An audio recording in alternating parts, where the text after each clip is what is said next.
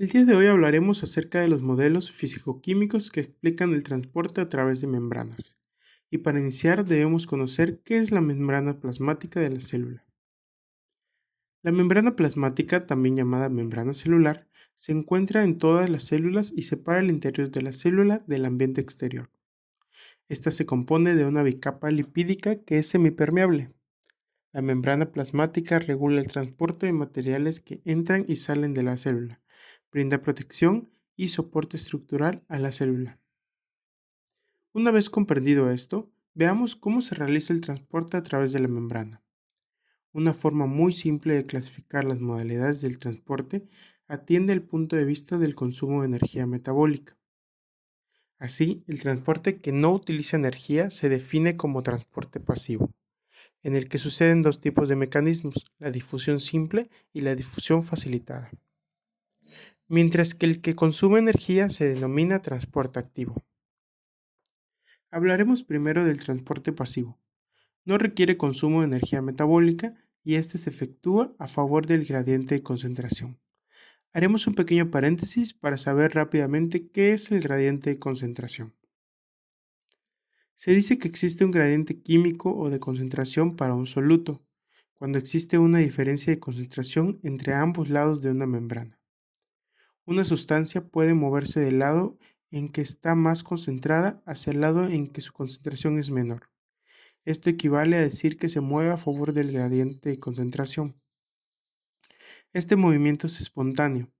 En cambio, una sustancia que se mueve del lado más diluido hacia el lado más concentrado lo está haciendo en contra de su gradiente químico y este tipo de movimiento necesita el aporte de energía. Como ya vimos, el gradiente de concentración nos permite que las sustancias ingresen o egresen de la célula.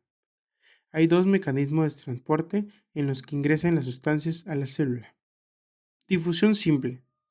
En ella el movimiento de moléculas pequeñas se produce a través de espacios intermoleculares sin ninguna interacción con las proteínas transportadoras de la membrana, es decir, que pasan directamente a través de la membrana. Un ejemplo es el fenómeno de la ósmosis en el que se da la difusión de agua a través de la membrana. Difusión facilitada, en el que el movimiento de moléculas de mayor tamaño se realiza a través de proteínas integrales de membrana que ayudan al paso de diferentes sustancias.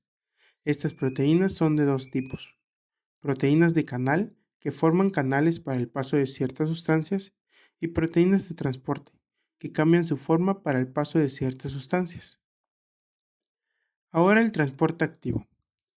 En este tipo de transporte se produce un consumo de energía dado que el movimiento se realiza en contra del gradiente de concentración.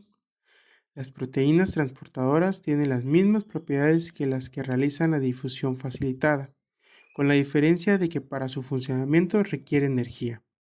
Existen dos tipos de transporte activo. El transporte activo primario, en el que el consumo energético, normalmente de ATP, está acoplado directamente al movimiento del soluto a transportar.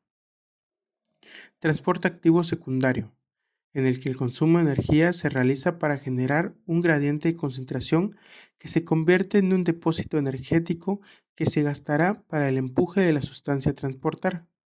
Así, mientras la energía se disipa por desaparición del gradiente, se produce el arrastre de la sustancia que interesa que se mueva en contra de gradiente. De igual manera, entre los modelos fisicoquímicos se habla acerca de tres tipos de transporte que son utilizados cuando las sustancias que pasarán por la membrana son de un tamaño y masa elevadas. Los tipos de transporte son los siguientes. Endocitosis. Cuando las sustancias son partículas de gran tamaño, el proceso recibe el nombre de fagocitosis. Es una forma de endocitosis en la que se introduce partículas grandes, como células o restos celulares, dentro de la célula. Si están en solución, se les denomina pinocitosis. Es otra forma de endocitosis en la cual una célula absorbe pequeñas cantidades de líquido extracelular. Exocitosis. Muchas sustancias pueden ser sacadas de la célula a través de un mecanismo que sería el inverso de la endocitosis y que recibe el nombre de exocitosis. Es una forma de transporte en masa en la que los materiales son transportados del interior al exterior celular por medio de vesículas recubiertas de membrana que se fusionan con la membrana plasmática. Transcitosis. Es la combinación de los dos mecanismos anteriores, permite el paso a través de la célula de algunas sustancias, generalmente macromoléculas. Después de la endocitosis, una vez en el citoplasma de la célula, las vesículas se mueven hacia la membrana contralateral con mayor o menor velocidad, constituyendo así verdaderos canales transcelulares de transporte. Es decir, se mueven del extremo donde ingresaron a la célula hasta el extremo por donde saldrá la sustancia de la célula. Transporte. Estos son los modelos físico-químicos de transporte de la membrana.